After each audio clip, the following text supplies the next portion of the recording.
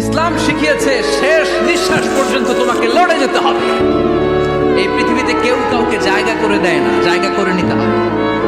এই পৃথিবীটা, the life is not a bed of roses, এটা ফুল বিছানো কোনো ফুল সজ্জা নয়, এটা কণ্ঠকাকীর্ণ, কেউ আপনার স্পেস করে দিবে